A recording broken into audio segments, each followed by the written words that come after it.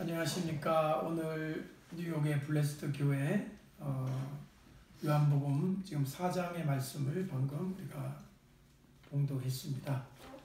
요한복음 4장은 잘 아시겠지만 그 수가성의 여인, 운물가의 여인이라는 그런 주제를 가지고 이 말씀을 살펴볼 수가 있습니다. 제가 언젠가 여러분들에게 말씀을 한번 드린 적이 있습니다만은 이 수가성의 여인이 어떤 여인이냐 하는 문제 때문에 좀 설왕설래하는 일이 있었습니다. 다시 말하면 이 여인이 보니까 남편이 다섯이 있었다 이렇게 돼 있잖아요.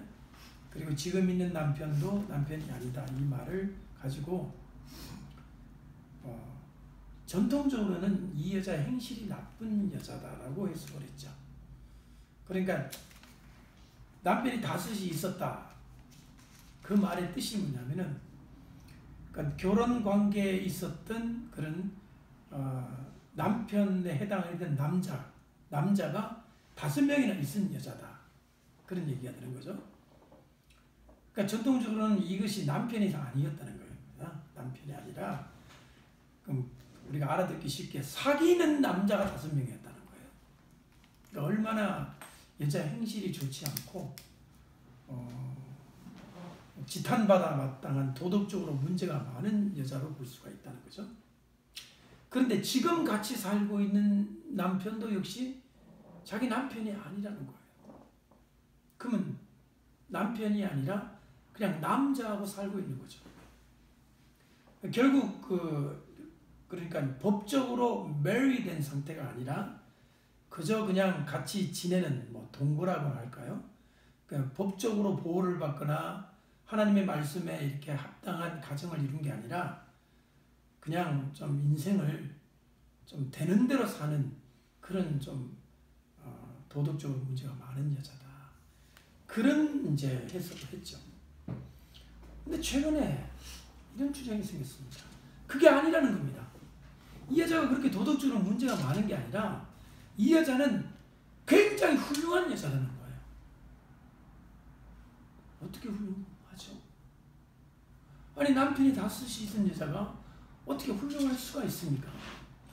이제 그런 주장을 하는 사람들이 얘기가 뭐냐면 이 남편 5이 다 한 집안의 형제들이었다는 거예요. 그럼 레위기 법에 보면 계대를 통해서 여자가 그 형의 아우에게로 이제 다시 또 시집을 가야 하는 그런 법이 있잖아요. 그러니까 이 형제가 지금 총 말하자면 6명인데 하나 죽으니까 그 두 번째 하고 얘가 또 죽고 이렇게 해서 여기까지 내려왔다는 거예요. 정말 믿을 수도 없고 받아들이기 어려운 얘기지만 어쨌든 그런 주장을 합니다. 아니 그렇다고 해서 훌륭할 거는 뭐냐? 메시아를 기다린 여자라는 거예요. 오늘 얘기를 보니까 왜 메시아가 오면 다 알려줄 겁니다 라는 얘기를 여자가 하잖아요.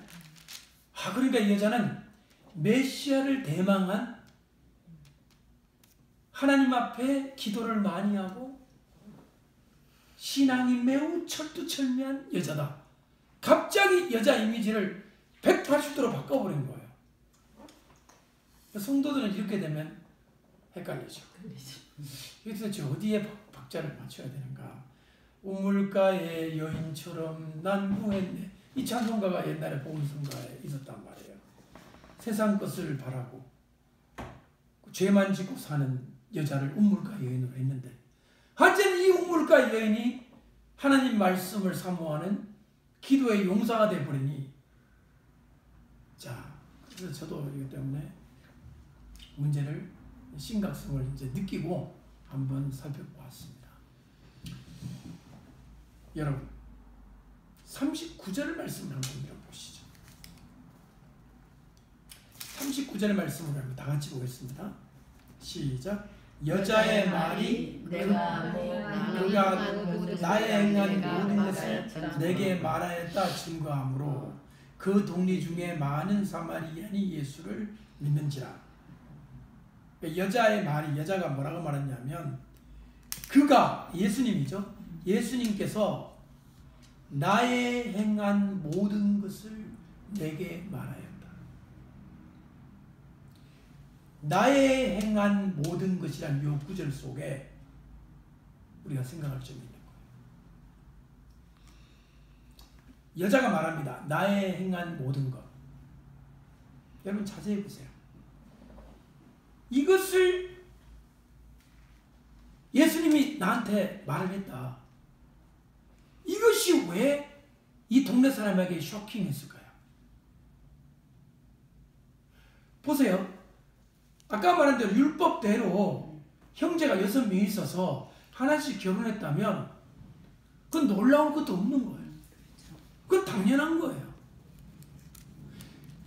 지금 동네 중에 예수님을 믿었다고 그랬잖아요. 동네 중에 많은 사마리아 예수를 믿었다고 그랬잖아요. 그런데 동네 중에 많은 사마리아 예수를 믿은 이유가 뭐냐면 그 이유는 사마리아 여인이 행한 일을 예수님이 알았다는 거예요. 얼굴만 딱 보고. 그럼 그 일이 정당한 일이나 평범한 일이 아니라 굉장히 충격적인 일이고 동네 사람이 다 쉬쉬하고 다 수근수근하는 그런 일이었을 가능성이 많죠. 이 문맥을 봐서. 내가 꽁꽁 숨겨놓은 동네 사람들이 수근거리긴 하지만 입으로 말을 하기는 좀 부끄러운 죄를 예수님이 정확하게 지적하셨기 때문에 사마리아 사람들도 충격을 받았고 이 여자도 무릎을 꿇은 거예요. 여러분, 사람 속에 있는 죄를 어떻게 알아볼까요? 보통 사람 모릅니다. 뭐 속담에도 한 길 뭐 사람 속, 10길 물 속 그런 말 하잖아요. 사람의 마음은 모른다는 거잖아요. 알기 어렵다는 거잖아요. 그런데 지금 여자가 자기가 꽁꽁 숨겨놓은 그 죄악의 깊은 비밀을 예수님이 느닷없이 너 남편을 데려오라 이러니까 여자가 너무 놀란 거죠. 소스라치게 놀란 거예요. 여자는. 그리고 하는 말이 선지자시군요. 선지자로소이다. 내가 보니 당신은 선지자로소이다. 여러분, 선지자가 뭡니까? 선지자. 선지자가 어떤 사람을 가리켜 선지자라고 합니까? 하나님의 영감을 받아서 하늘과 땅에 있는 비밀을 꿰뚫어 보는 사람들을 가리켜 선지자라고 하죠. 다니엘 같은 경우는 하나님의 계시를 받아서 인류의 역사가 어떻게 진행할 것을 다 봤죠. 그죠? 네. 나단 선지자 같은 경우는 임금의 그 다윗의 임금의 아무도 알 수 없는 그 살인과 간음의 비밀을 꿰뚫어 보았죠. 그렇죠? 그래가지고 나단 선지자가 비유를 들어서 얘기를 하니까 그 자기 보고 한 말인 줄도 모르고 다윗이 그런 나쁜 놈이 어딨어?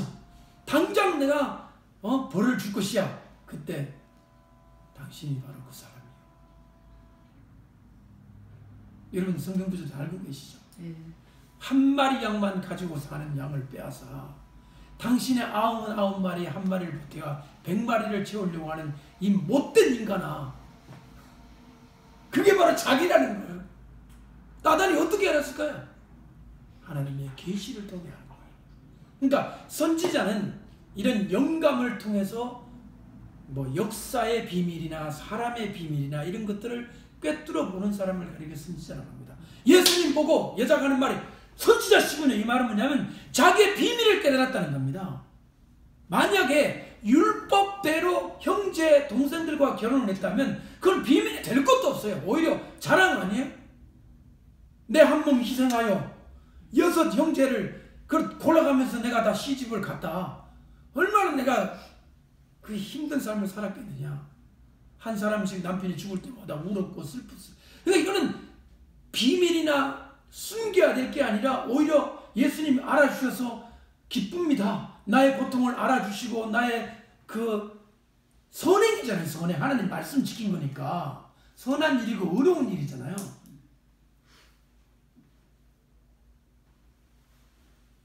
예수님은 죄를 지적한 것입니다. 죄를.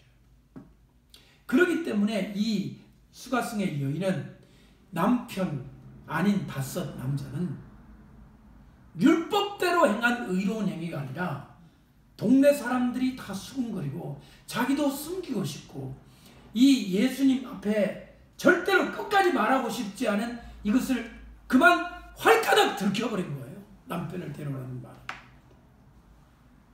그래서 이 여자를 메시아를 사모한 의로운 여인으로 보는 것은 무리가 있다는 것입니다. 그래서 이제 여자와 예수님과의 오고 가는 대화를 이렇게 한번 살펴보면서 몇 가지를 우리가 생각해 보기를 바랍니다. 여러분, 예수님이 이 여자와 단 둘이서 우물가에서 대화를 나누고 있는 장면을 그 제자들이 바라보고 고개를 갸우뚱했습니다. 우리 선생님이 지금 뭐하고 계시지? 왜 저 여자와 단둘이 저기서 얘기를 하고 있지? 동네 사람이라도 보면 어떡하지? 그 말은 성경에 없어요. 없지만 분위기가 그렇단 말이야. inappropriate. 지금 부적절한 지금 대화를 하고 계시는 거 아니야? 라는 분위기가 지금 문맥 속에 감지되어 있단 말입니다. 또 하나는 뭐냐면 유대인 남자는 사마리아 여자하고 상종하지 않습니다. 더군다나 여자하고는. 근데 예수님은 어떤 사람입니까? 나신이잖아요. 완전히 거룩해야 되고 정결해야 되고 깨끗해야 될 사람이 여러 사람과 함께 있는 것도 아니고 문제가 있어 보이는 수가성의 여인과 단둘이 지금 뭔가 대화를 깊이 주고받는 모습을 보고 제자들이 살짝 오해를 한 것 같아요. 이거죠. 저러시면 안 되는데 왜 저러시는가? 여러분, 여기서 예수님의 행동을 보셔야 돼요. 예수님의 이런 그 파격의 행동, 격을 깨트리는 거죠. 기존의 전통적인 관습, 인습, 생각을 넘어서서 하는 행동들을 하시는 걸 보게 됩니다. 예수님은 그런 행동을 하세요.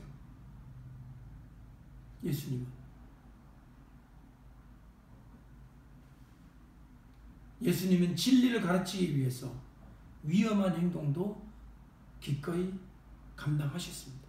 이게 위험한 행동이에요.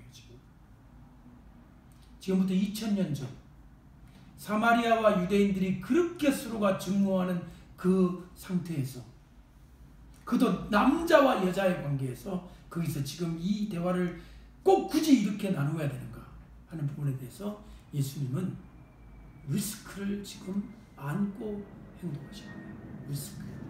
위험 요소를 받아들이신 거예요.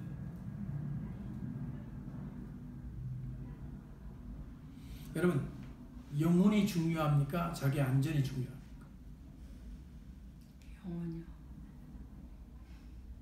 의사가 치료할 때 장갑 끼죠? 장갑 끼워도 전염돼야 안 돼요?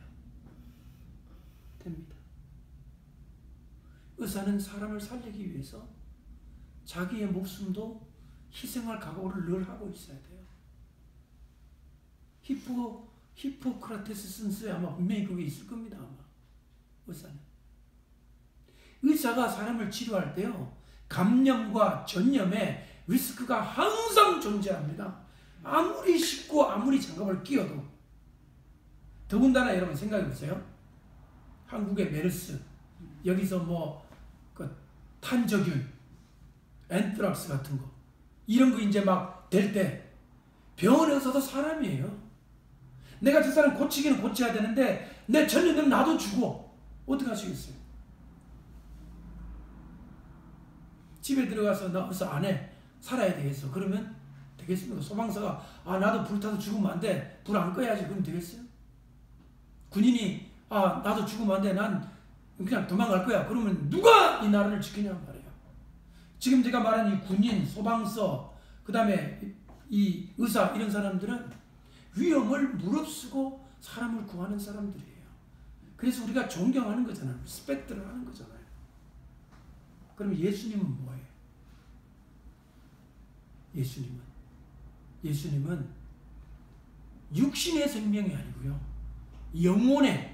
영혼을 구하기 위해서 리스크를 지금 안고 가시는 겁니다. 십자가가 뭐라고 생각하세요? 십자가는 자신의 목숨을 희생해서 우리 인류를 구원하시려고 했던 거잖아요. 예수님이 십자가에 지시면서 자신을 희생할 때 얼마나 아프셨어요. 예수님 몸은 하나님 아들이니까 못이 들어가도 안 아팠다. 그런 생각하세요? 우리하고 똑같은 인간이었습니다. 아프셨어요. 너무너무 아픈, 상상할 수 없는 고통을 다 겪으셨단 말이에요. 그러니까 예수님은 리스크를 안고 죽음을 각오하고 사람들에게 오해를 감수하고 그러고도 영혼을 구할 수 있다면 그 길을 갔던 분이 예수님이셨어요.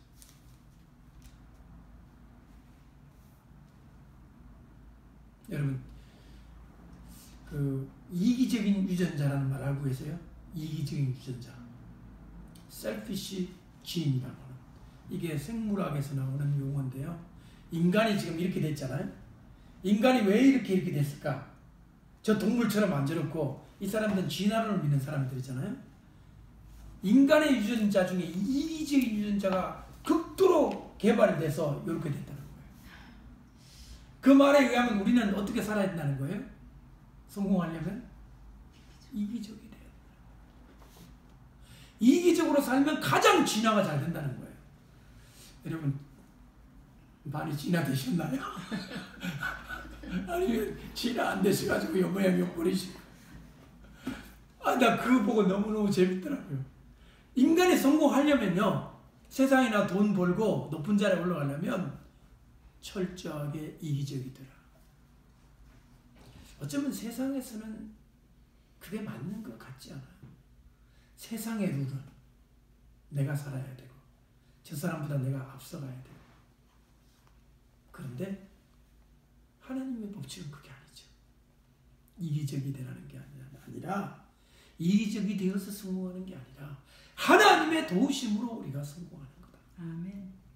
하나님이 함께 하셔서 우리가 복을 받고, 오늘 시편 1편 우리 아이들하고 외울 때 너무 좋았어요. 그 이름 구절 있죠. 하는 일마다 번성할 거다. 그죠?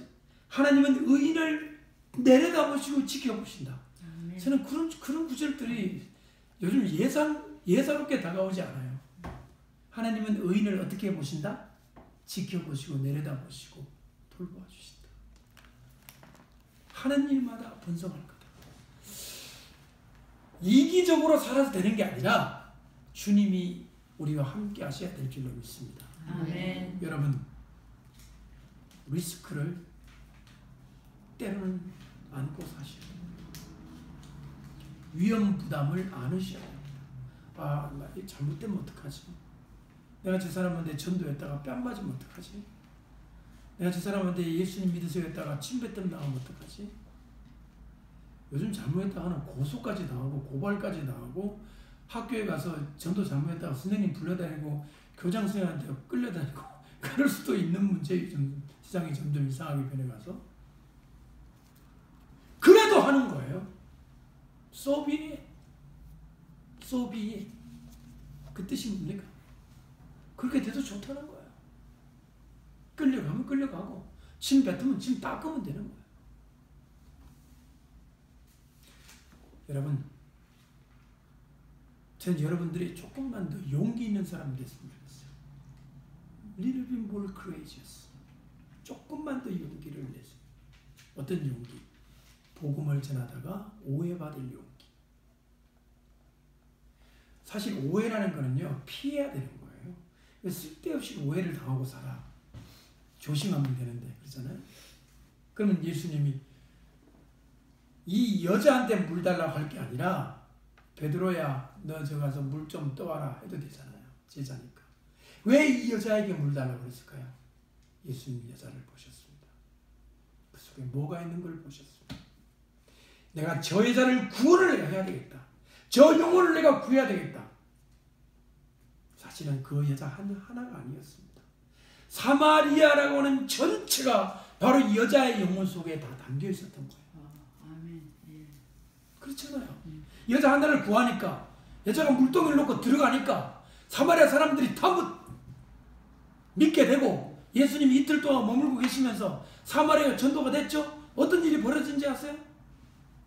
사마리아의 전도, 예수님 전도를 이어받은 사람이 바로 빌립이잖아요. 빌립이 전도를 해가지고 누구를 불렀냐? 베드로와 요한을 불러가지고 기도를 하니까 성령이 사마리아에 임했잖아요. 이거의 시작이 한 여인으로부터 시작된 거예요. 근데 그 한 여인에게 이 영혼을 문을 연 사람이 바로 예수님 자신이었어요. 전 너무 멋있어요. 왜냐하면 다른 동네는 사도들이 가잖아요. 바울, 베드로가 뭐. 이거는 누가 직접 가셨어요? 어떻게 생각하세요? 사마리아 출신이 이 자리에 예배드린다면 주님 감사합니다. 우리 동네에는 누가 직접 오셨어요? 예수님 직접 오셨어요.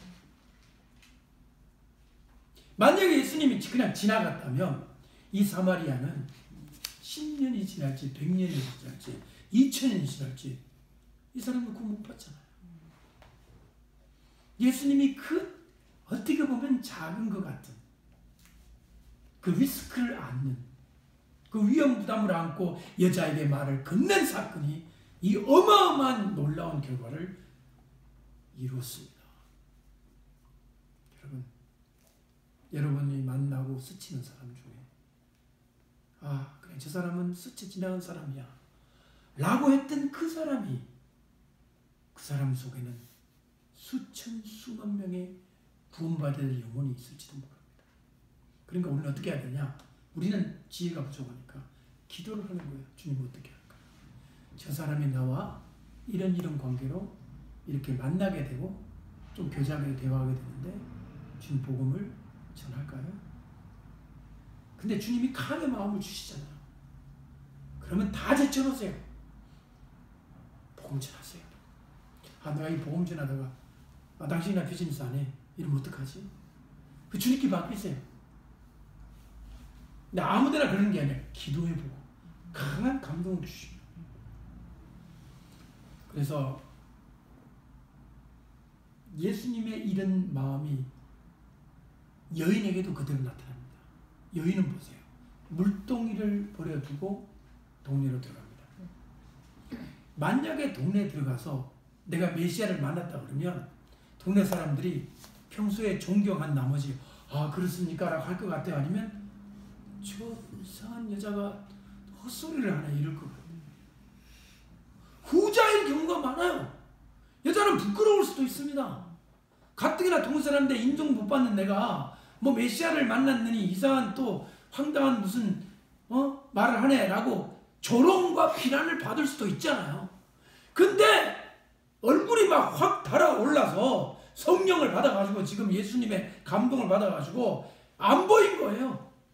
얘기를 한 겁니다.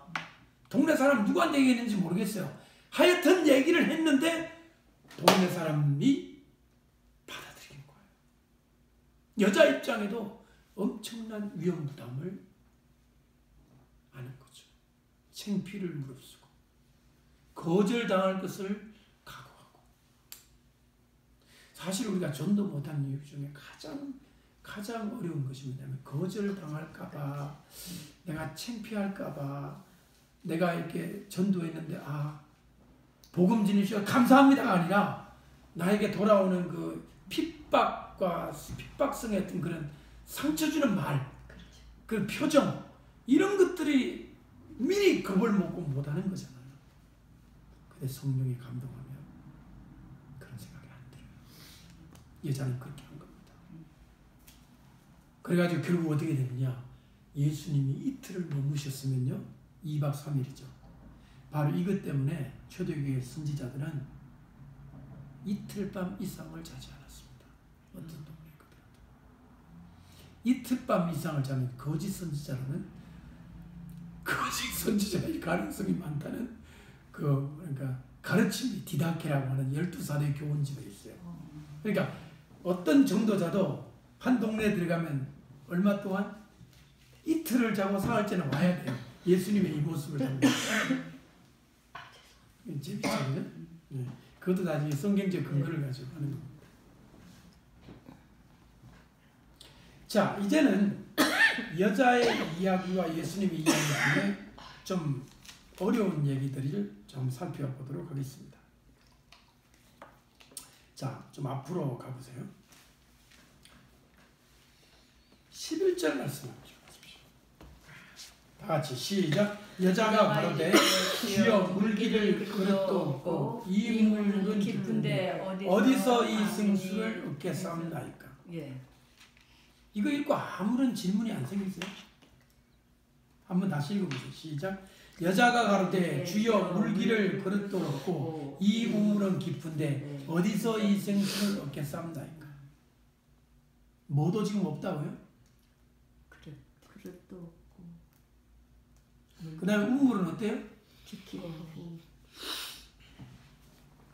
이 여자 지금 우물에 왜 왔어요?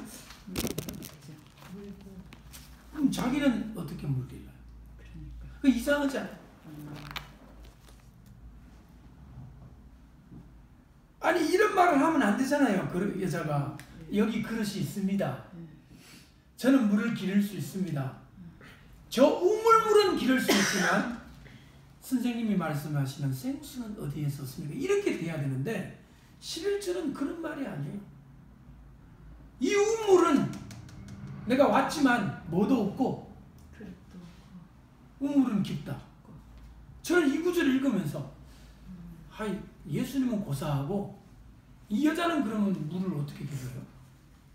그러니까 자기 거 따로 자기가 기른 것이 따로 있어야 된다는 얘기는 뭐예요? 그러니까 그러면 그릇 가지고 자기만 그렇고 예수님은 안 빌려준다는 얘기인가? 그러니까는 이방인이고 자기는 더러운 여자고 예수님은 아니니까 그렇게 한 거 아니에요? 모르겠네요. 그럴 수 없네요. 나 그 생각을 한 번도 안 해봤는데 한번 보세요. 이게 좀 표현이 이상하잖아요. 네. 저는 표현은 이상한데 그냥 얼른 마음에 그 말씀가 그걸로 영적인 걸로 가버린 것 같아요. 볼 때. 그냥 우리가 볼 때 우리가 그럴 때가 많아요. 읽을 때 약간 어려우면 그냥 이렇게 영적인 해석으로 넘어가 버리죠. 대부분 저도 그래요. 저도 많이. 그래서 문제를 못 느껴요. 근데 실제로 깊이 들어가 보면 이상하네. 아니 자기가 물길래 왔다며 뭐 그릇도 없고라는 말을 하면 안 되지. 뭐 안 맞잖아요.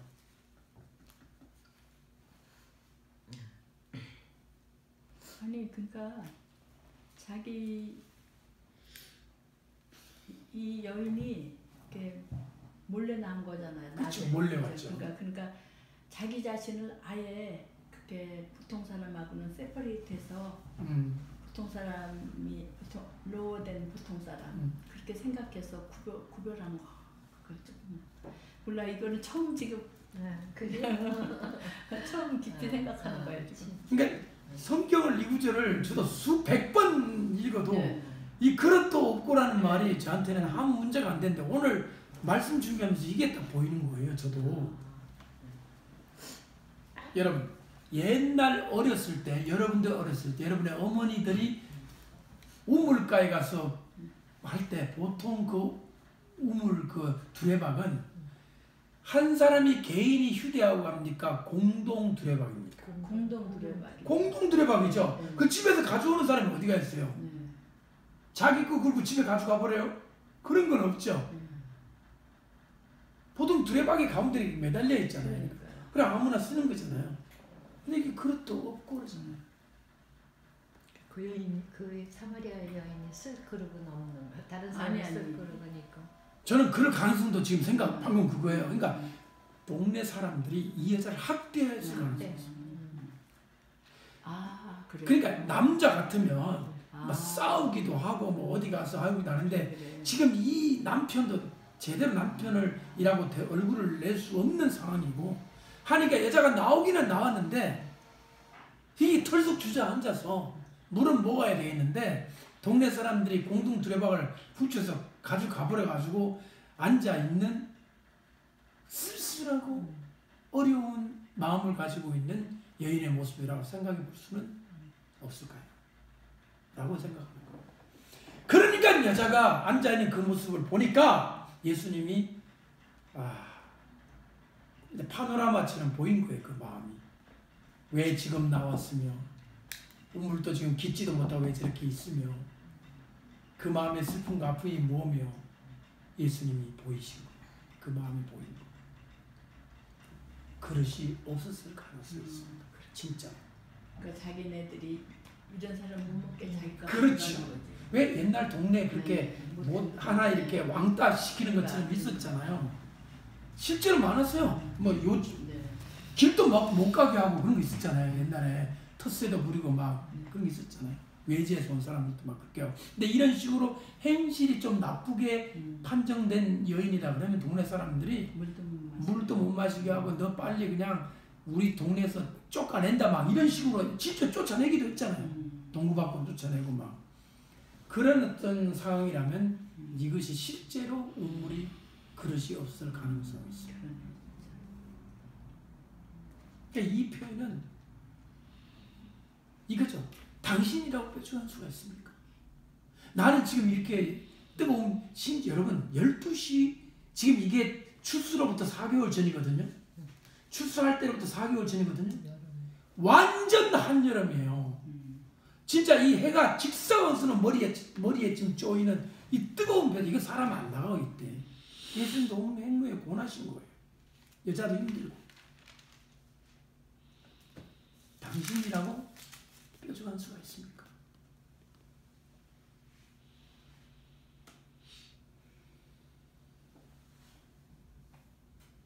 자, 이 구절을 여자가 말하게 된 이제 그 계기가 바로 10절 말씀 때문입니다.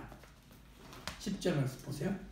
예수께서 대답하여 가라사대 내가 만일 하나님의 선물과 그 다음에 내게 물달라 하는 이가 누구인지를 알았더라면 내가 그에게 구하였을 것이요 그가 생수를 내게 주었으리라. 여기 생수란 단어가 나오죠. 생수. 생수, 생명, 우리가 뭐 마트에 가서 살 수 있는 생수 그게 아니고요. 예수님 말하는 이 생수는 생명의 물입니다. 영생을 주는 구원을 의미하는 거예요. 근데 여자는 11절에 보니까 예수님 말하는 생수를 여자는 이해를 못하고 그저 아주 프레시 워터로 그냥 생각하는 거예요. 그래서 13절에 예수님이 다시 교정해 줍니다. 예수께서 대답하여 가라사대 이 물을 먹는 자마다 다시 목마르리니와 내가 주는 물을 먹는 자는 영원히 목마르지 아니하리라. 참, 이 멋있는 표현이거든요. 예수님의 말씀에 이 물을 먹는 자마다 다시 목마르리니와 내가 주는 물을 먹는 자는 영원히 목마르지 아니하리라. 이게 아주 절묘한 대주법이잖아요. 이 물을 먹는 자마다 다시 목마르다. 해결이 아니라는 거예요. 여자가 찾는 물, 지금 우물에서 구하려고 하는 이 물은 그 순간만 목이 시원할 뿐이다. 또 목마르게 된다. 절대적인 문제 해결이 될 수가 없다. 그 순간 필요해서 물 마시는 거. 어쩌면 여자가 5 남자를 만나면서 살아왔던 인생이 다 그 순간을 모면하기 위한 인생의 족적이 아니었겠느냐 싶습니다. 여자도 사연이 있겠죠. 여러분 아셔야 됩니다. 요즘하고 달라요. 이 당시 여자는요 살 수가 없습니다. 남자하고 남편이 없으면 아무것도 못합니다. 무슨 권리도 없고요. 땅을 소유할 수 있는 문서도 만들지도 못하고요. 잡이 어디 있습니까? 아무것도 못합니다. 그저 들판에 나가 이삭 줍는 거 누구처럼? 그렇죠. 그런 거밖에 못해요. 아니 들판에 나가지고 남들 농사 짓고 나면은 추수하고 나면은 그 이삭 줍는 게 그게 뭡니까? 그게 줍는 거지. 그게 그 일입니까? 그 줍는 거잖아요. 남이 버리고 간 거. 여러분 여성의 그 당시 얼마나 취하겠다는 걸 아셔야 돼요. 그러니까 5명 이렇게 남자를 의지하고 살아야만 했던 이 여자의 인생은 어쩌면 우리 보통 인간의 모습을 얘기합니다. 무슨 뭐 행실이 나빴다가 아니라 그 남편이 도망가는지 죽었는지 우리는 모릅니다. 어쨌든 이렇게 인생을 사는 거예요. 저는 이 다시 목마를 끄다 이 말 속에 그 인생을 정의하신 것 같아요. 예수님. 인생이 다시 목마르잖아요. 또 필요하잖아요. 육신적인 목마름. 네, 육신적. 영적으로 채워지지 않으면 육신적. 영적으로 채워지면 그건 정말 영원한 평화가 마음에 깃들죠. 육신적인 것만 추구하는 사람은 늘 목마릅니다. 늘 목마릅니다. 늘 목말라요. 여러분 제가 충격적인 거. 정말 여러분 포르투갈에서 어떤 소녀 하나가 실종됐어요. 혹시 알고 계세요? 뉴스 한 달. 메들린 그 이름입니다. 이 아이가 사라지고 나서 실종됐거든요. 아직도 못 찾았어요. 언제 일어났나요? 제가 연도를 정확히 내가 알아서 드리겠습니다. 좀 얼마 됐어요. 이 아이가 실종되고 나서 영국, 미국, 브라질, 하여튼 포르투갈 전부 이 아이 하나를 찾기 위해서 국제적으로 막 조사를 했는데 놀라운 사실이 하나 밝혀졌습니다. 이 아이가 한 몇 살이야? 하여튼 7살도 안 된 그런 소녀예요. 이런 소녀, 아이를 성적으로 학대하는 것을 즐기는 소아성애자라고 해요. 피도필리아라고 하거든요. 변태 성욕자잖아요. 아이만 보면 성적으로 흥분을 느끼는 남자들이 있는 거예요. 그러니까 이들이 분명히 얘를 납치해갔을 거다라고 하는 이제 전제를 가지고 그 소아성애자들을 조사를 시작했어요. 놀라운 사실이 밝혀진 거예요. 과원이 하나 나왔는데요. 이 과원은 미국의 밀리언어들이 전용 비행기를 타고 거기 와서 그 과원 남자애들을 자기 입맛대로 골라서 즐기는 그 과원이라는 사실이 밝혀집니다. 근데 그 과원 아이들이 얼마나 옷도 단정하게 입고요, 몸도 잘 먹고요, 아주 진짜 인류급으로 있다가 자기 이제 그 누군가가 콜만 하면 그 대상이 성적 노예가 돼요. 이게 밝혀진 거예요. 이 아이가 실종됐습니다. 밀리언애들이 뭐가 아쉬워서 그 짓까지 하면서 살아야 합니까? 근데 그게 사회적으로 굉장히 이슈가 됐었어요. 이게 뉴스에 다 나온 거예요. 예. 그냥 한 번 나오고 말한 거예요. 그러니까 한 번 하고 나서 그 다음에는 어떻게 이제 그냥 흐지부지 됐어요. 또 됐겠죠. 그러나 우리가 이제 들은 그 뉴스로는 그 라틴 아메리카 있죠. 남미, 라틴 아메리카에는 아이들이 많이 이제 저쪽으로 유럽으로 가는 아이들이 이제 그 고아원처럼 가잖아요. 고아원도 가고 입양도 되는데 많이 팔려간다는 얘기를 들었는데 완전히 고아원 하나가 그 비즈니스를 하는 거예요. 그러니까 거기는 돈을 어마어마하게 버는 거죠. 고객 하나에 막. 자, 제가 여기서 얘기하고 싶은 게 뭐냐면 그들이 악하다 나쁘다는 얘기를 하고 싶은 게 아니라 그들의 thirst를 한번 보세요. 그들의 목마름. 그들이 왜 그렇게 변태 성욕을 자가 될 정도로 목말라게 됐을까요? 제가 얘기하는 건 뭐냐면 그게 인간이라는 거예요. 인간의 죄성이라는 거예요. 처음부터 남자의 동성애 그 어린애를 좋아한 게 아니라 처음에는 그 남자니까 여자를 좋아했겠죠. 그러다가 점점 왜 마약도 그렇잖아요. 처음에는 대마초로 시작하잖아요. 그러다 나중에는 막 점점 더 심한 걸로 가잖아요. 그래서 사람은 죽을 때까지 가는 거잖아요. 인간의 죄가 그런 거란 말이에요. 예수님이 또다시 목마르다 이 말을 우리는 정말 아셔야 돼요.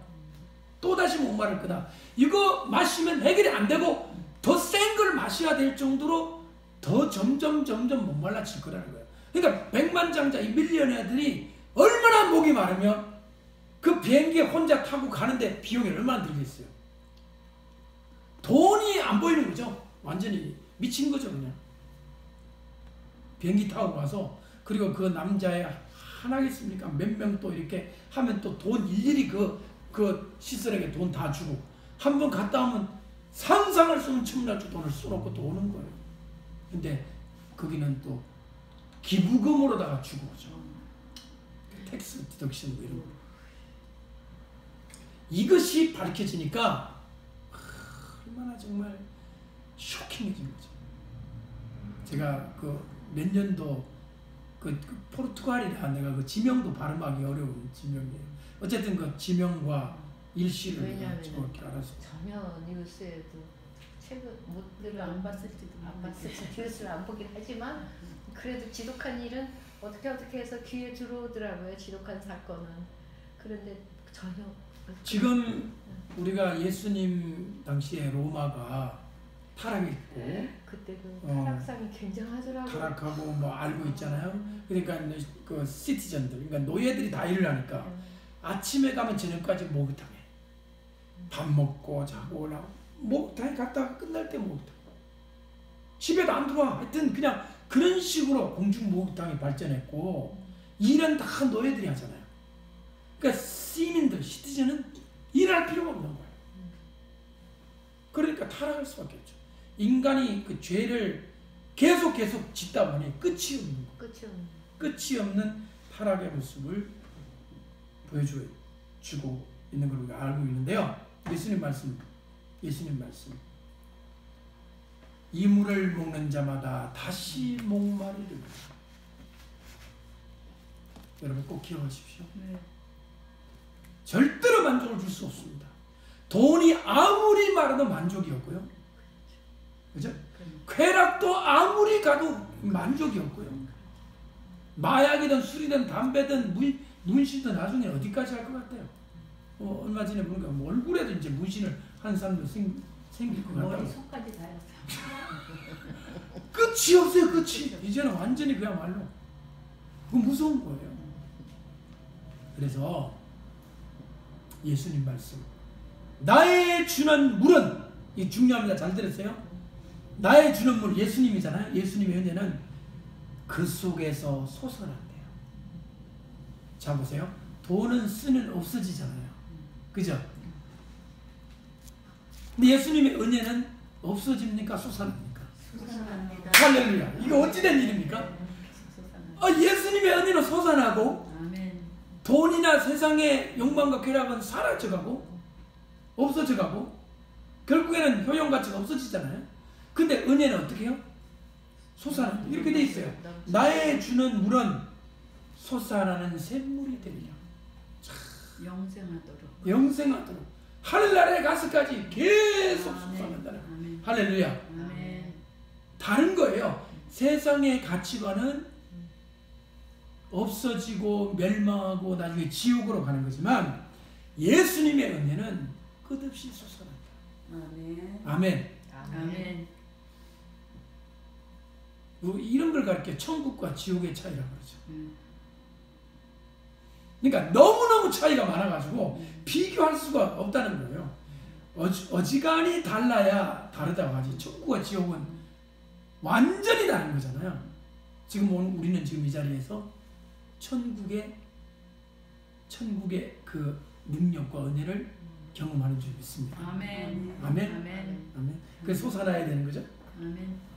그래서 우리 아이들도 여기 앉아가서 예배를 드릴 때 주님 저들의 마음에도 그 솟아나게 해주십시오. 만약에요 우리 예배가 뭐 공연이나 뭐 음악이나 그러면 애들이 재미없어졌어요 이제. 그럴 수 있잖아요. 그건 재미니까. 근데 은혜는 뭐예요? 솟아져. 이번 주에는 또 이런 걸 느껴요. 주님 감사합니다. 그거는 목사가 준 게 아니에요. 예수님이 준 거예요. 저 오늘 그 페이턴 보고 너무 어메이징 했어요. 네, 진짜. 정말 나는 놀랐어. 오늘 어떤 일이 있었냐면요. 이런 일이 있어요. 한번 들어보세요. 자, 이제 부활절이 다가왔으니까 너희들이 전도해라 그랬어요. 한 사람한테, 친구한테. 제일 친한. 그러니까 하더니 한 애가 핸드폰을 나는 뭐 하는지 몰랐어요. 전도하는 거예요. 그래서 묻는 거예요. 그러니까 하더니 저한테 이렇게 물어요. 어떻게 말하면 좋겠니? 그걸 적어야 되는데. 너 완전히 쇼킹했어요. 그 다음 또 들어봐야 돼. 그 다음에 권사님이 한번 해주셨어요. 그 다음에는 그러면은 저기 어떻게 그 아이가 이미 믿는 믿는 아이면은 어떻게 해야 되냐. 어머나. 그러니까 이제 목사님이 네 마음에 예수님이 진짜로 있느냐 그렇게 물어보라고. 그걸 맞죠. 이 예배가 보통 예배가 그거는 아니라 아주 그냥 네 마음에 예수 네, 그건 아주 계속 말도 업그레이드된 애들이 보통 그런 거 하면 좀 무시해버리거든요. 예. 오케이 이러는데 너 믿니? 그냥 그러고 말는 그걸 받아들여 적는 모습을 보고 내가 그래서 쇼킹했어요. 그렇게 하니까 이 애들이 다 그렇죠. 집중하고 그러잖아. 어머나. 보통 예배가 아니라니까 이게. 그래서 한 영혼을 구해서 그 소울, 그 영혼이 구원받아서 목사님이 되고 선교사님이 되고 많은 사람들 그럴 수 있지 않나. 아우 세상에. 그렇죠. 오늘 주님이 우리 정말 솟아나는 새로운 일을 주셨어요. 페이튼이 이렇게 조금 성장하는 거 보면 목사님도 정말 기쁘시겠어요. 네, 조금씩 다들. 와우, 진짜. 자, 보세요. 돈이나 건강도 그래요. 맞아요. 우리 하루하루 쉬어야죠. 쉬어야지. 그렇지. 이거는 우리 가는 길이잖아요. 그렇지. 어쩔 수가 없잖아요. 돈도 이만큼 쌓아도 쓰면 없어지잖아요. 모든 것이 다 그래요. 그렇지. 다시 목말라져요. 근데 은혜는 어때요? 영생하도록. 자, 우리 그래서 그 사람은 날로 후패하나 속 사람은 날로 새롭다 그랬잖아요. 더 새로워지는 거예요. 우리들이 그거 다 외웠어요. 고린도후서 4장. 예, 새롭잖아요. 새로워지니까 새로운 기쁨이 오는 거예요. 물론 몸도 아파지고 힘들어지지만 마음은 새로운 마음으로 살다가 정말 주님의 얼굴을 보는 것처럼 하늘나라에 가는 아멘. 그렇게 우리가 가는 길인 줄로 믿습니다. 아멘. 그러니까 여자가 이런 물을 주십시오 그랬어요. 그런 물이 있다면 나에게 주십시오. 그러나 여자는 이 물이 그 영적인 글을 이해를 못하고 뭐라고 하냐면 그럼 다시는 여기 물 안 길러오게 해주세요. 여기에 뭔가 느끼죠. 이 물 길러 오는 게 힘들다는 게 느끼시잖아요. 왜 힘들까요? 사람들이 그렇게 구박이란 단어 아셨죠? 그렇게 사람들이 두루방도 없고 두루방을 뺏어가. 성경이 뺏어가다 말은 없지만 짐작을 하는 거죠. 네. 그 다음에 또 낮에 와야 되고 한낮에. 10시와 그리고 여자로서는 기쁜 눈물 물 떠올리기가 힘들다는 느낌도 있지 않아요? 그렇죠. 오지 않게 하옵소서. 안 와도 되게 해주십시오. 여자는 아직도 이 물을 육적인 물로 생각하는 거예요. 그러니까 예수님 물로 생각을 못하니까 16절 다 같이 시작. 가라사대 가서 내 남편을 불러오라. 여러분 이 한마디가 정말 여러분 완전 쇼킹한 전곡을 찌는 거죠. 여러분 제가 잠비아에서 설교할 때 설교 끝나고 기도를 했습니다. 근데 한 여자가 앞에 와서 나보고 기도해달라고. 제가 뭐라고 그런지 아세요? 제가 뭐라고 얘기했는지 아세요? 그 여자한테 이거 얘기했어요. 남편을 네. 남편을 위해서 기도하라. 아니요, 남편을 불러오라고 했어요. 그 여자가 하는 말이 뭔지 아세요? 재밌는 게 자기 남편 집에서 자고 있대. 5명 있다는 얘기는 안 하고 남편이 자고 있대. 그래서 자고 있는 남편 깨워서 오라고 그랬어요. 내가. 그래서 돌려보냈어요. 그랬었어요. 네. 그래 이제 사람이 그때 되게 많았거든요. 잠비안 한 번 가면 막 사실 막 큰 창고에 막 몇백 명씩 모이는 그런 곳이니까 한 사람씩 기도해 주면요 여기 이 손에 이 기름이 이 아프리카 머리 기름이 아주 그냥 잘 자. 샴푸 그런 거 없거든요. 그러면. 그러니까 그대로 여기 그냥 아주 그냥 착착하게 그렇게 기도를 해주고 한참 기도하는데 이 여자가 안 나타나더라고요. 와서 남편도 기도해 줘야 되는데 전곡을 찌는 거예요. 이게 선지자가 이런 일을 하잖아요. 아까 나단 선지자처럼 당신이 바로 그 사람이에요. 이렇게.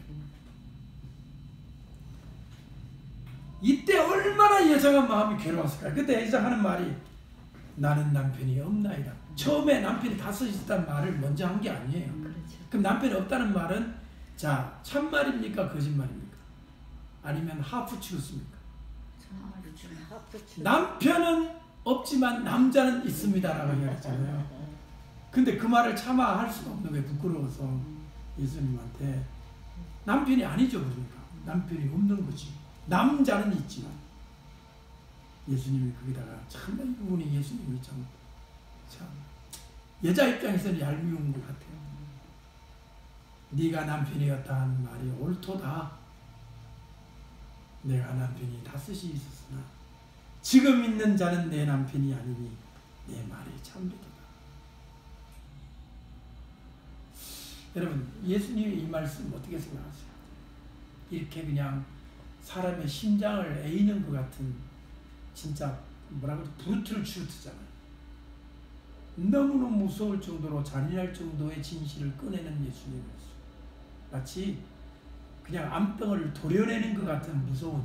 여러분 예수님이 그렇게 홀라당 몽실몽실한 카스타드 크림처럼 그냥 뭉클뭉클한 예수님이 아니에요. 이거 보세요. 얼마나 무서우세요. 그냥 확 남편 여자가 아마 얼어붙었을 것 같아요. 지금 이거 어떻게 써요? 이 여자가 지금 물 달라 그랬다가 완전히 지금 자기의 그 과거가 그냥 확 추악한 그 모습이 드러나고 있잖아요. 여자가 그래 가까스로 정신을 차려가지고 주여 내가 보니 선지자로서 아마 이 말은 그때까지는 목소리가 까랑까랑했을 거예요. 오게 해주세요. 물 주세요. 근데 이제는 목소리가 낮아져가지고 주여 내가 보니 선지자로서이다. 아마 거의 흐느끼면서 어떻게 하면 좋습니까? 그래 내가 이런 모습인 걸 이제 밝혀졌단 말이에요.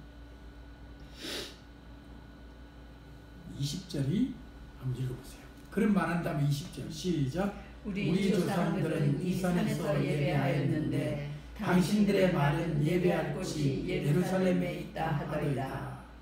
20절이 아주 특별한 구절입니다.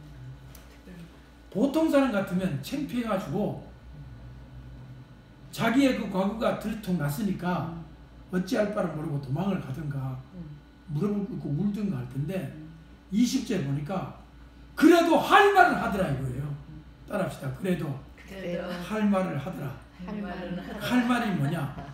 자기 속에는 질문을 이분한테 묻는 거예요.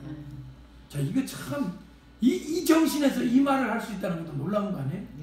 놀랍죠? 그러니까 이 사람도 이 여자도 굉장히 영적인 데가 있는 거죠. 예. 이 마음속에 있었으니까 이 말이 나온 거지. 그렇죠.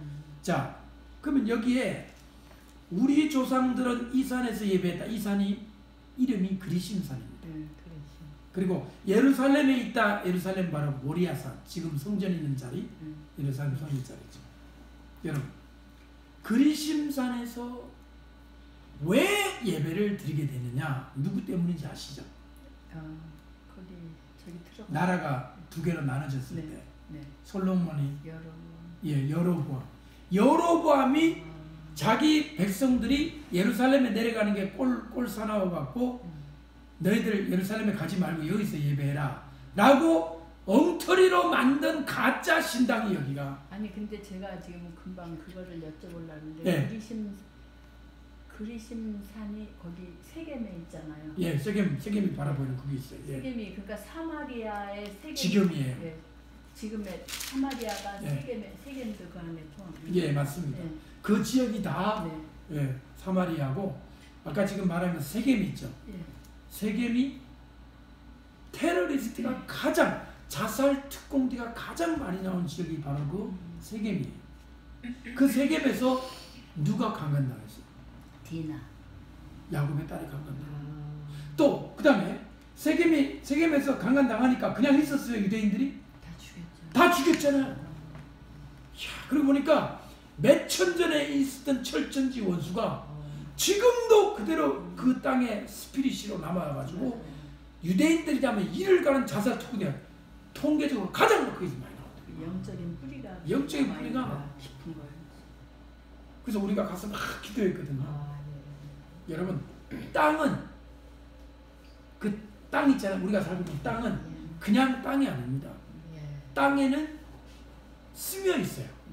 역사도 스며 있고요. 예. 역사도 스며 있고 기도도 스며 있고 저주도 스며 있어요. 땅이라고 다 같은 땅이 아니고 그 한 걸음 들어가서 집이라고 다 같은 집이 아니라는 거죠. 거기에 어떤 것이 스며 있느냐에 따라서 복된 터전이 될 수도 있고 들어가면 사람이 병들고 아파 죽어 나올 수 있는 곳이 될 수도 있는 곳이 땅이란 말이에요. 땅이. 보세요. 아벨이 죽고 난 다음에 하나님이 땅이 부러지느니라 그랬잖아요. 땅이 아벨의 피를 흡수했기 때문에 핏소리가 땅은 무생물이잖아요. 땅은 뭐 브레인도 없고 아무것도 없어요. 근데 땅이 어떻게 소리를 지르느냐? 그 땅과 함께 있는 그 스피릿이 하나님을 향해 타는 소리를 지르고. 그리심사는 가짜 신당이에요. 그거는 정말로 그 하나님을 경외하는 자들을 방해하기 위해서 못 가도록 하기 위해서 엉터리를 만드는 거예요. 근데 거기 베델과 단에 맞다. 또 그게 돼 있어요. 한 군데만 플러스 지금 하나 계속 만든 거예요. 단에도 신당을 만들고 베델에도 만들고 이것도 만들고. 그러니까요, 목사님. 아니 성경 우리 예배 시간 끝난 다음에 제가 지금 아도 괜찮습니다. 해도 괜찮아요. 아니 그 미신에서도 뭐 풍수지리설 뭐 이런 거 하잖아요. 네. 그러니까 예. 저는 그 기도 우리 크리스찬이 그 이제 그 대적 마귀를 대적하는 네네. 거 어떤 때는 참 새삼스럽더라고요. 네네. 왜냐하면 그 전에는 예수 믿는 사람은 귀신 얘기하면 안 되고 이런 거 하면 안 되잖아요. 근데 지금 말씀하시는 거 보면은 사실 우리 우리 크리스찬도 크리스찬이야말로 정말 크리스찬이야말로 어웨어를 해야 돼요. 예, 생각해야 땅에 돼요. 여러분 저희가 땅 밟기 땅 밟기 그런 말 하잖아요. 이런 거 하잖아요. 그러니까 그게 참 새삼스러워졌어요. 우리가 어디에 가면 어느 지역에 가면 어떤 느낌이 오거나 좀 막 무섭거나 막 으스스한 막 이런 거 느끼는 순간이 오잖아요. 그러면 그 땅에 어떤 쌓여 있는 것들이 있을 수가 있어요. 그러니까 저는 크리스천은 그런 거 느끼면 안 되는 줄 알았어요. 옛날에는. 그런 걸 느끼지. 느낄 수 있어요. 근데 이제 여기 최근에는 이제 제가 이제 말씀과 이제 이걸 더 깨닫게 된 다음에는 대적 마귀 그거를 이제 처음에 이제 크리스천이 됐을 때는 그런 얘기를 하면 안 되는 줄 알았고 좀 깊은 그런데 이제는 이해를 하죠. 이제는 당연히. 그래서 우리가 이제 말씀으로 예배를 드리고 기도를 하면 그 땅이 바뀝니다. 아멘. 원래 이 미국 땅이 인디언 땅이잖아요. 그렇죠. 얼마나 많은 주술과 그냥 그렇죠. 이 땅이 막 인신 제사 사람 죽이고 피해. 근데 지금 어떻게 됐어요? 예배 드리니까 이 땅이 바뀌어졌잖아요. 근데 요즘 또 어떻게 돼요? 또 엉뚱한 여러분 기독교 서점 가보세요. 마술책, 죽은 사람 불러 올리는 기독교 서점 초혼, 기독교 서점 막 반전 노블 얘기하는 거예요. 반전 노블 가면 기독교처럼 요만해지고 이상한 책들만 그냥 가득해요. 그냥 마법, 마술, 주문, 스펠. 지금 귀신들이 막 그냥 정말 활동을 막 하고 있는 거를 사람들이 그 책을 사본다는 거 아니에요? 그래서 이를 좀 베스트셀러예요 그런 게. 그런 걸 해야 베스트셀러. 그런 걸 해야 베스트셀러가 돼. 해리포터를 해야 베스트셀러가 되지. 기독교 소설 가진 거는 아무도 안 봐. 자, 그러니까 우리가 어떻게 해야 되느냐? 지금 이 마지막 때 저와 여러분들은 이 정말 이 기울어져가는 어떻게 보면 좀 이렇게 좀 안 좋아져가는 탁해져가는 이 미국의 공기를 정화시키는 공기청정기입니다. 저희 아멘. 아멘. 우리가 기도를 많이 해서 아멘. 주님 우리가 뭐 능력도 많이 없고 우리의 힘은 없지만 우리 주님을 의지합니다. 맞아요. 해 주십시오. 아멘. 그걸 믿고 나가시면 돼요. 아멘. 아멘. 그래서 특히 맨하탄도 얼마나 중요한 지역이니까 두 분 다 계시니까 기도를 하고 하나님 앞에 주기도문이라도 열심히 하면요 맞아요. 하나님의 능력이 임재가 나타납니다. 꼭 기억하시고 바뀌어지시기를 바랍니다. 아멘. 아멘. 그래서 예루살렘에 있다고 했는데 이제 어떠냐 물으니까 예수께서 가라사대 여자여 내 말을 믿어라. 이 산에서도 말고 예루살렘에서도 말고 이 예루살렘에서도 말고라는 말이 중요한 말이에요. 육신적인 유대인 있잖아요. 거기서 드리는 성전 예배가 최고 예배가 아니라 뭐냐? 신령과 진정으로 하는 예배야말로 하나님이 받으신 예배다. 아멘. 아멘. 아멘. 지금 여기 보세요. 노든 블러바드 167-20번지에서 여기가 무슨 성전입니까? 여기는 그냥 평범한 곳이잖아요. 근데 여기서 신령과 진리로 하나님을 예배하며 아멘. 주님의 임재가 함께 하는 거예요. 아멘. 아멘. 여러분 솔직히 저도 운전하고 가보면 좋은 건물이 있어요. 교회 건물 보면 이야 참 좋겠다. 저 가서 앉아있기만 해도 은혜가 있겠다는 생각이 육신적으로는 그게 느껴져요. 사실은 아니에요. 다 죽어 있어요. 실제로 유럽에 그런 예배당들이 막 맥주 홀이 되고 막 팔려가잖아요. 술집이 되고. 맞아요. 여러분 아름다운 건물이라고 주님이 임재하는 게 아니라 그렇죠. 그 속에 있는 영혼들이 하나님을 예배하면 아멘. 그게 주님이 임재하시는 거예요. 아멘. 아멘. 아멘. 아멘이죠. 그러니까 예수님 말한 거예요. 자, 그런데 그럼에도 불구하고 우리 23절 다 같이 읽읍시다. 시작. 아버지께 참으로 예배하는 자들은 신령과 진정으로 예배할 때가 오니 곧 이때라. 아버지께서는 이렇게 자기에게 예배하는 자들을 찾으시느니라. 다 같이 시작. 하나님은 영이시니 예배하는 자가 신령과 진정으로 예배할지니라. 여러분 성경에 신령과 진리예요? 영과 진리예요. 영과 실. 여기는 신령과 신령과 진리. 진정. 신령과 저는 진정이에요. 그 책에 뭐로 나와 있어요, 수잔 씨? 진정으로. 근데 영어로 신령과 보면 진정. 어떻게 되냐면 신령과 진정. 그거죠. 옛날 성경. 옛날 성경. 네, 영과 진리 이렇게 돼 있어요. 그러니까 이제 25절 이제 거의 이제 여자와 예수님의 대화가 결론에 이제 도달합니다. 여자가 말합니다. 25절에 메시아가 오시면 그리스도라는 이가 오시면 우리에게 구하실 겁니다. 예수께서 이르시되 내게 말하는 내가 그러라. 아멘. 아멘. 야, 저는 예수님의 말씀이 너무 멋있어요. 네. 내가 지금 너에게 말하는 바로 그다. 그다. 내가 말한 거다. 예수님이 메시아라는 사실을 밝혔죠.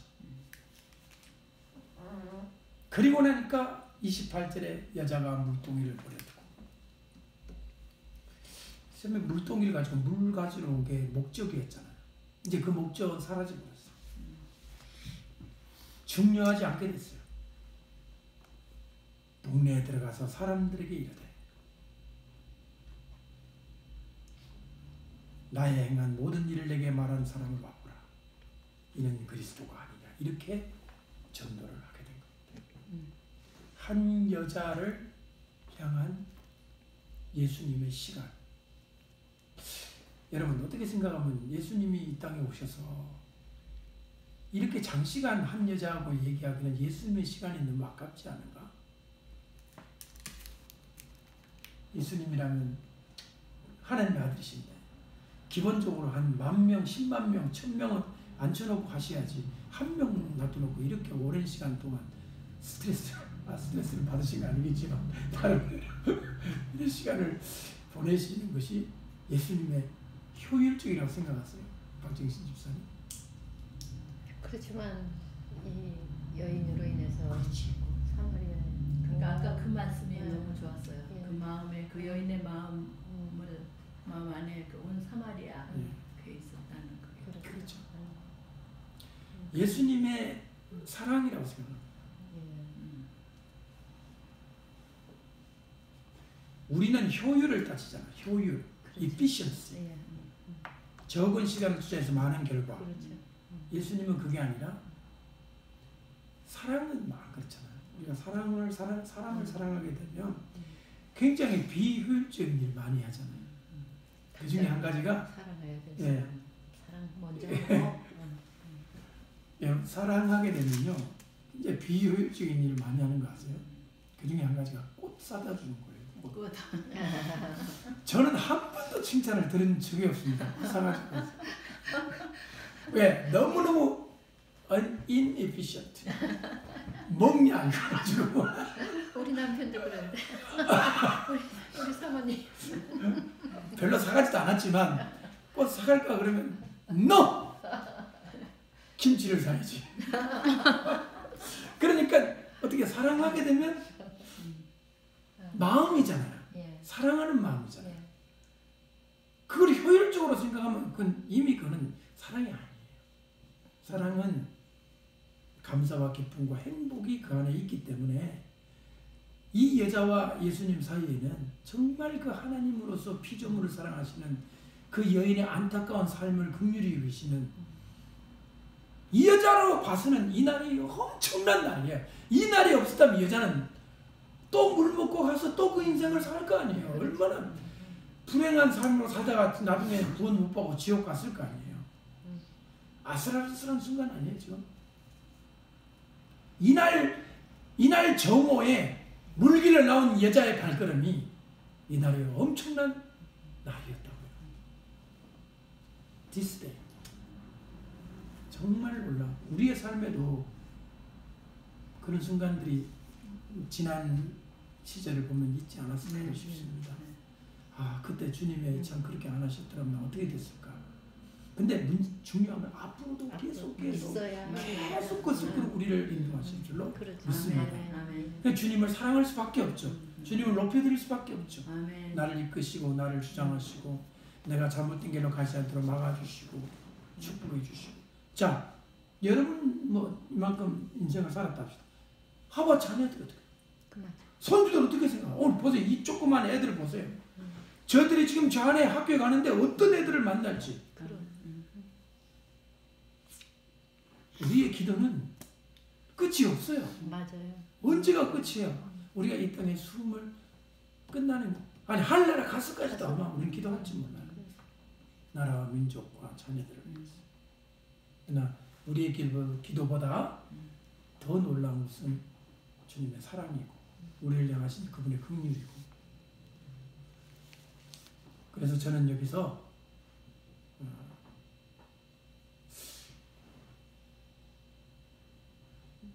지금까지는 보통 여자가 변화됐다. 예수님이 여자의 삶을 변화시켰다. 그래서 많은 사람을 전도했다. 사마리아. 근데 이 이야기 전반을 흐르는 것은 방금 우리가 언급했던 것처럼 사랑의 힘이라고 생각합니다. 이런 말 아세요?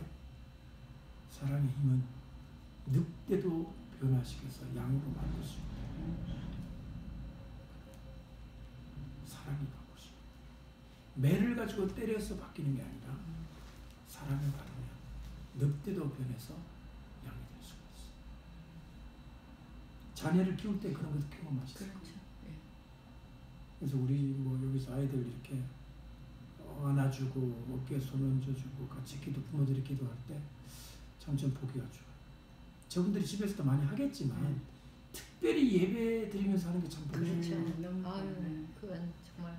아마 진짜 평생 그런 경험 없이 살아가는 사람도 있고요. 거의 다예요. 진짜 왜 아이가 부모가 이 영적인 한 공간에 보통 아이들 보내잖아. 너희들 저리로 가라. 그렇지. 우리끼리 뭐 설교 듣는다 이러잖아요. 그래서 저는 정말 하나님이 너무 감사해요. 저도 이렇게 하리라 뭐 계획을 세운 거 아니에요. 그냥 아이들이 많으니까 어찌할까 하다 그렇게 된 건데 주님이 이끌어 주신 것 같아요. 하나씩 하나씩. 너무 감사해요. 주님께. 페이튼의 그 질문과 대답을 통해서 목사님 그런 애들이 다 배우고 그럼. 예, 너무 귀한 것 같아요. 그리고 그 예배를 예. 왜 이번 금요일 날 하시겠다고 그랬잖아요. 그거를 다 예. 어그리하고 오고 싶어 하잖아요. 예, 예. 왜냐면 우리 사이가 그 토요일은 일한다고 안 된다고 예. 금요일 날 해야 된다고 예. 그렇게 하니까 막 애들이 예. 오기 싫어서 억지로 뭐 할 수 없이 오는 게 아니라 예. 정말 마음에서 우러나는 저희들이 어떻게 하는지 보여줄 거예요. 예. 예, 정말로. 저희도 그거 하면서 기도하면서 참 좋았어요. 아이가 없잖아요. 막 이름 불러줘요. 우리 정이가 없잖아요. 미국에, 한국에 있잖아요. 또 우리 송이가 스웨이트에 있잖아요. 이름 다 불러주면서 기도해요. 없는데 기도하니까 더 마음이 또 짠한 거 있잖아요. 있을 때는 있어서 좋고. 예. 그래서 아니 근데 정말 페이튼이 여기 있게 해주는 것도 하나님의 특별하신 배려심. 왔어요, 걔가. 그러니까. 배려인 거 같아요. 그러니까. 참 말만 걔가 지금 그랬는데도. 가만히 있어봐. 걔가 두 번째로 큰 애지. 우리 예. 민이 다음에 페이튼인 것 같아. 걔가 이번에 고등학교 가. 고등학교가. 네. 와. 너무 아주 세상에. 와서 봤어야 돼 오전 글쎄 말이야. 하나님께서 인도하시길 줄 믿습니다. 그래서 우리 모두 이런 사랑과 주님의 은혜를 받고 지금까지 살아왔고 앞으로도 주님의 은혜가 필요하죠? 네. 주님의 필요 없습니다. 이제 됐습니다. 어디 있어요? 뭐 없죠. 끊없이 더 필요하죠, 주님의 매일. 더 필요하죠. 그래서 오늘 이 시간 계속해서. 주님께 감사하고 네. 한 주간 승리하시기를 바랍니다. 아멘. 아멘. 아멘. 이제는 우리